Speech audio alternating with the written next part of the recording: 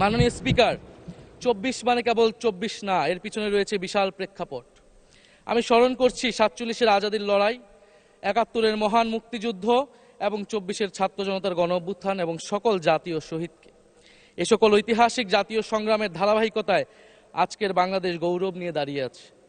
স্মরণ করছি পিলখানা হত্যাকাণ্ডের শহীদ, শাপলা হত্যাকাণ্ডের শহীদ, মোদি বিরোধী হত্যাকাণ্ডের শহীদ, ফ্যাসিস্ট আমলে গুম হওয়া ব্যক্তিদের স্মরণ করছি। ১৮ সালের কোটা সংস্কার আন্দোলন ও নিরাপদ সড়ক আন্দোলনে ছাত্র কিশোরদের অকুতোভয় সাহসকে স্মরণ করছি।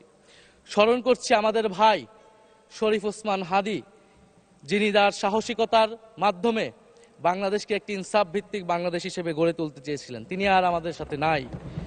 আমরা ওসমান হাদি ভাইকে স্মরণ করছি, শহীদ আবরার ফাহাদ ও শহীদ ফেলানী খাতুনকে স্মরণ করছি, যারা ভারতীয় আধিপত্যবাদের বিরুদ্ধে লড়াই করে বাংলাদেশকে আজকের এই জায়গায় নিয়ে এসেছে।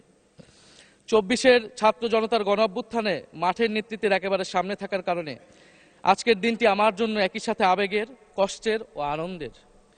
আমাদের সংগ্রামের সাথী শহীদ আবু সাইদ, শহীদ মুগ্ধ, শহীদ ওয়াসিব, ৪ বছরের শিশু আহাদ, ৬ বছরের শিশু রিয়া গোপ সহ প্রায় ১৫০ শিশু শহীদ। মাননীয় স্পিকার, পুলিশের এপিসি থেকে ফেলে দেওয়া শহীদ ইয়ামিন, সাভারের আশুলিয়ায় ভ্যানের উপরে জীবন্ত অবস্থায় আগুনে পুড়িয়ে মারা কিশোর শহীদ সজল সহ অগণিত মানুষের স্মৃতি আমাকে প্রচণ্ডভাবে নাড়া দিচ্ছে। মাননীয় স্পিকার,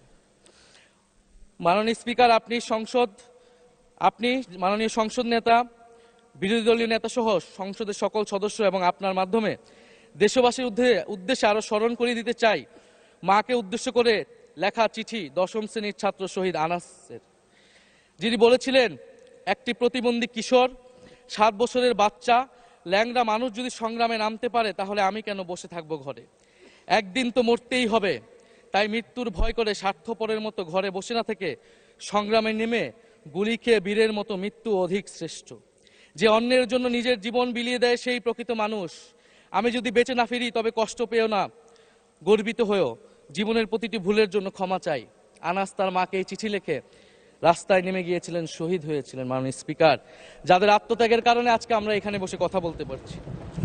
মাননীয় স্পিকার, জুলাই গণ অভ্যুত্থানের সাথে জড়িয়ে আছে দেশনেত্রী বেগম খালেদা জিয়ার সংগ্রাম ও তার আত্মত্যাগ। ওনার সংগ্রাম অনুপ্রাণিত করেছিল বাংলাদেশের তরুণ সমাজকে আত্মত্যাগ করতে, আত্মহুতি দিতে গণ অভ্যুত্থানে। আমরা আজকে তাকে শ্রদ্ধার সাথে স্মরণ করছি। মাননীয় স্পিকার, আমি বিশ্বাস করতে চাই আমরা যারা সংসদে বসতে পেরেছি কেউই এই শহীদের রক্তের সাথে বেইমানি করব না।